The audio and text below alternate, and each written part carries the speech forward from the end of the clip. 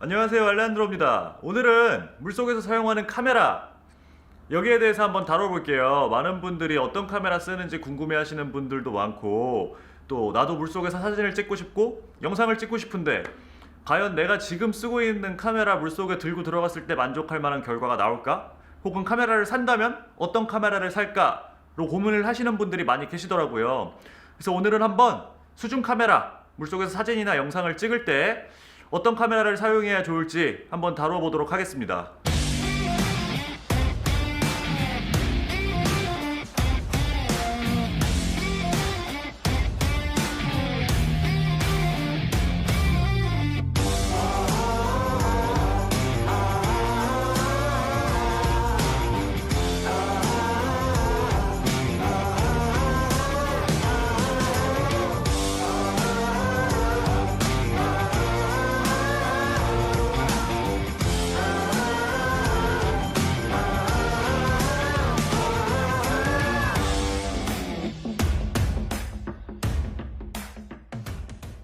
먼저 여기에 대해서 설명을 드리려면 크게 한 두세 가지 정도로 나눠서 말씀을 드려야 될 것 같아요. 목적이 사진이냐, 영상이냐, 그리고 내가 지금 사용하고 있는 카메라에 방수 하우징을 살 것이냐, 혹은 전체적인 세트를 새로 살 것이냐, 여기에 한번 포커스를 맞춰서 얘기를 해보도록 하겠습니다. 먼저 사진에 대해서 한번 얘기를 해볼게요. 솔직히 사진 90%가 후보정이에요. 얼마나 좋은 카메라, 얼마나 비싼 카메라를 쓰느냐 보다는 로우 파일로 얼마나 라이트룸과 포토샵을 잘 다뤄서 보정을 잘 하느냐에 따라 결과가 달려 있어요. 사진 찍는 거 어렵지 않습니다. 이게 제가 물속에 쓰는 카메라인데 사진 찍을 때 그냥 셔터만 누르면 돼요.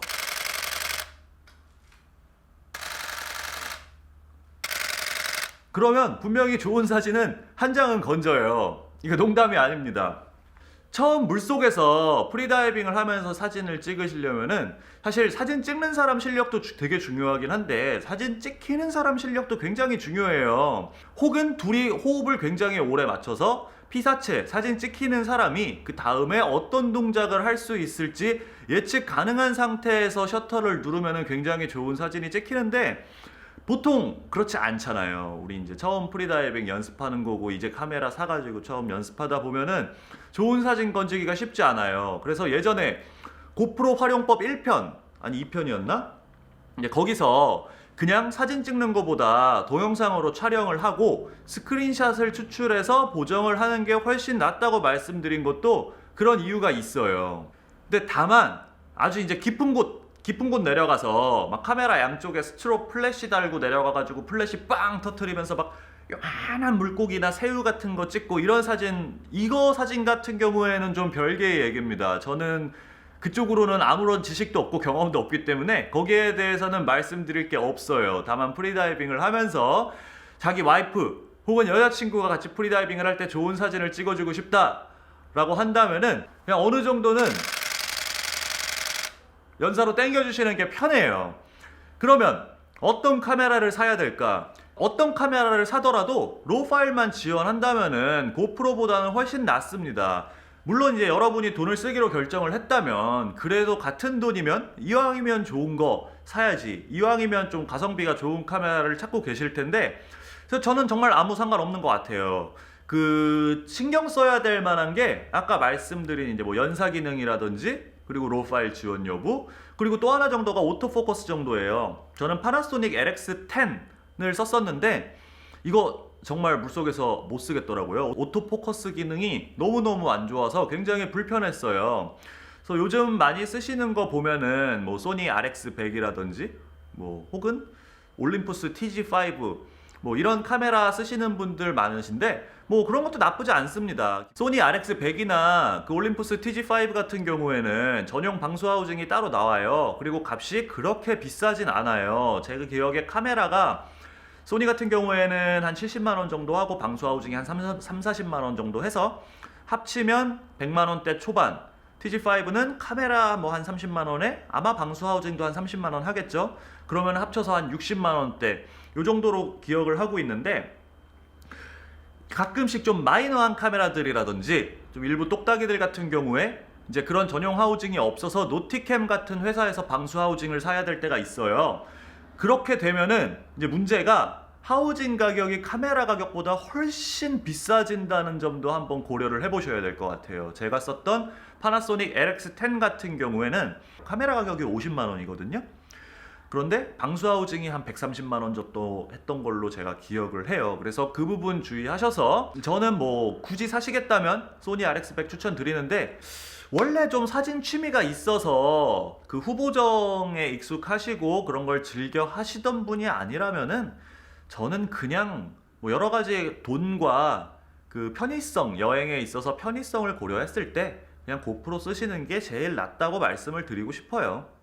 자, 영상 같은 경우에는 사진에 비해서 고려해야 될 점이 더 많아요. 그래서 여기에 대해서 먼저 말씀드리고 싶은 거는, 이런 이제 영상용 카메라 같은 경우에는 이제 쉽게 착각하기 쉬운 게 해상도가 되게 중요하다. 무조건 4K 촬영, 4K 편집, 4K가 제일 중요하다 생각하기 쉬운데, 사실 해상도보다 중요한 게 프레임 수예요. 영상을 편집할 때 있어서 얼마나 높은 프레임 수로 찍느냐에 따라 느리고 빠르게 그 호흡을 조절하면서 영상 자체를 지루하지 않게 편집을 할 수 있기 때문에 이거 굉장히 중요합니다. 게다가 유튜브 시청자의 대다수 한 80% 이상은 대부분 모바일로 봐요. 핸드폰으로 보신다는 거죠.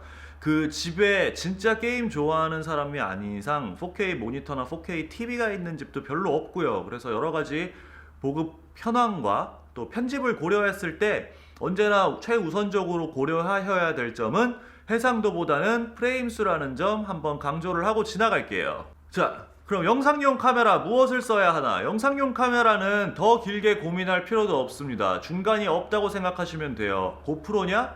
혹은 엄청 비싼 카메라냐? 이 중간에 있는 똑딱이들이나 뭐 미들급 혹은 미들 하이급 DSLR 미러리스들 별로 고려의 가치가 없어요. 이런 면에서 볼 때 가장 많은 분들이 가지고 있을 수 있고 가장 많은 분들이 현실적으로 고민하실 수 있는 가격대가 한 100만 원대에서 200만 원대 정도의 이제 카메라 바디만 100만 원에서 200만 원 정도 사이 하는 크롭 센서 DSLR이나 미러리스 혹은 풀프레임 DSLR 미러리스를 고민을 많이 하실 텐데, 이게 왜 의미가 없는지 설명을 드릴게요. 그러니까 여기에 포함되는 카메라는 무슨 소니 뭐 알파 6000, 알파 6500, 뭐 캐논으로 치면은 뭐 캐논 80D, 70D, 5D, 6D 뭐 요런 제품들이 포함이 될 것 같아요. 이 정도 카메라쯤 되면은 그 카메라 방수 하우징 가격이 카메라에 렌즈 합친 것보다 더 비싸져요. 예를 들어서 200만 원짜리 카메라 뭐 있을까요? 캐논 EOS R 미러리스라고 한번 예시를 들어볼게요. EOS R 바디를 가지고 있으면은 가격이 한 230만 원 정도 할 거거든요. 그러면은 렌즈가 한 100만 원 정도 하고, 그런데 그 하우징 가격이 최소 300달러예요. 한 3000달러 정도 시작하고 거기에 관세 부가세가 붙어버리면 한 400만 원 이렇게 뛰어버리거든요. 400만 원 주고 방수 하우징을 샀다고 하면은 뭐가 오냐면은 이게 딱 나와요. 그냥 끝이에요. 그러면은 자기가 가진 렌즈 종류에 따라 이 앞에 렌즈 포트를 붙여야 돼요. 요런 거. 이 앞에다가 요거를 달아야 되고, 그 다음에 그 렌즈 이제 줌링을 컨트롤 해야 되잖아요. 그 이제 줌을 돌릴 수 있는 톱니바퀴를 렌즈에 끼워야 돼요. 근데 얘도 하나가 한 30만 원 정도 하거든요. 요거 사야 되고, 거기에 마지막으로 이 돔까지 사야 돼요. 이 돔도 크기와 재질에 따라 가격이 천차만별인데 최소 100만 원에서 최대 한 3,400만 원 이상까지도 생각을 하셔야 돼요. 자, 그리고 또 하나, 여기 보시면은 이제 이 백큐움 스위치가 있거든요. 이게 뭐냐면은 이 카메라 하우징이 방수가 잘 되고 있는지 안팎으로 공기가 새고 있지 않은지 알려주는 센서인데, 이 센서도 몇십만 원씩 해요. 근데 이게 몇십만 원 아끼려고 사실 이게 문제가 생기면은 뭐 그냥 돈 1000만 원이 그냥 쑥 날아가 버리는 거잖아요. 그러니까 웬만하면은 다들 하겠죠. 아, 그리고 또 하나, 이 손잡이 이것도 한 3만 원, 30달러 정도 해요. 물론 이거 자기가 그냥 대충 만들어 가지고 달아도 되긴 하지만 3만 원 아끼려고 그냥 자기가 만들어서 썼는데 어디 뚝 끊어져 가지고 저기 바다 막 수심 200m 밑으로 가라앉는 거 보고 있으면은 돈 1000만 원이, 그것도 엄청 마음이 아프잖아요. 그래서 그냥 사는 게 낫고요. 그럼 여기까지만 해서 벌써 카메라 300만원, 카메라 렌즈 300만원, 바디 300만원에서 600만원, 기타 잡다한 거 200만원에서 800만원, 포트 연결 부분 100만원, 뭐 돔 200만원 하면은 그냥 1000만원이 넘어가 버리는 거죠. 그래서 이렇게 돈 1000만원 이상을 투입한 카메라를 들고 물속에 들어간다? 어떤 일이 생기냐면은 최대한 찍을 수 있는 게 4K의 경우에는 30프레임이 한계고 1080 같은 경우에도 60프레임, 120프레임을 찍으려면은 720p까지밖에 사용을 할 수가 없어요. 그러니까 고프로에 비해서 부족한 점이 분명히 존재를 한다는 거예요. 가격 차이는 어마어마하게 나는데, 저는 여러 가지를 고려했을 때 그냥 영상도 고프로로 찍기를 권해드리는 거예요. 그래서 만약 여러분이 그럼에도 불구하고 나는 사고 싶다, 그럼 뭐 도대체 뭘 사야 되냐, 고프로 외에 더 좋은 카메라 뭘 사는 게 좋을까 라고 물어보신다면은, 그러니까 제가 추천드릴 수 있는 모델은 딱 두 개인 것 같아요. 일단은 캐논, 제가 쓰고 있는 1DX 마크 2, 얘랑 그 소니 A7S2, 요 두 모델 같은 경우에는 이제 1080 120프레임 촬영이 가능해요. 둘 비교를 해보자면은 소니 카메라가 이거보다 훨씬 작고 가볍고 싸요. 얘는 진짜 좀 말도 안 되게 비싸고, 소니 같은 경우에는 다 반값이에요. 카메라도 반값, 그리고 하우징도 반값. 그래서 저 같은 경우에 이 카메라를 선택한 이유는 뭐 몇 개가 있어요. 일단 배터리가 엄청 크고 오래 가요. 물에 나가면 몇 시간 동안 굉장히 오래 놀거든요. 그럼 그 몇 시간 동안 영상도 찍고 사진도 찍고 이런 것도 찍고 저런 것도 찍고 할 때 배에서 중간에 하우징을 열어서 배터리를 교환하고 다시 닫고, 이 과정이 너무너무 번거롭고 위험해요. 거기에 바닷물이 들어갈 수도 있고, 배는 항상 젖어 있잖아요. 그래서 오래가는 배터리, 그리고 이제 여행 다니면서 막 산에도 올라가고 들에도 나가고 막 바닷물에도 들어가고 굉장히 다양한 방식으로 쓰는데, 이 캐논 카메라가 소니 카메라에 비해서 훨씬 방수나 방진 같은 경우에 카메라 프로텍션이 잘 돼 있어요. 훨씬 튼튼하고. 저는 진짜 딱 그 두 가지 이유, 그리고 또 하나가 4K 60프레임으로 촬영 가능하다는 거, 요 세 가지 이유 때문에 이거를 선택했고, 사실 여러분이 진짜 물속에서 멋진 영상을 찍고 싶으시다면은 저는 그냥 소니 미러리스 A7S2로 가시기를 추천을 드려요. 그래서 다시 결론을 한번 정리를 드릴게요. 사진, 물속에서 사진을 찍을 때 있어서 카메라 무엇을 선택해야 될까? 아무거나. 내가 가진 예산 한도 내에서 적당히 아무거나. 굳이 추천을 하자면은 소니 RX100 정도? 한 100만원대 초반 가격으로 방수 하우징과 카메라를 모두 사서 적절한 퀄리티의 사진을 뽑아낼 수 있는 용도. 다만 동영상은 절대 기대하지 말자가 이제 제 의견이고요. 동영상, 물속에서 멋진 동영상을 찍고 싶다라고 할 때는 고프로 혹은 끝판왕, 요 둘 중에 하나를 선택하자예요. 궁금하신 점이나 더 뭐 물어보실 점 있으시면 언제나 편하게 댓글로 말씀 주시고요.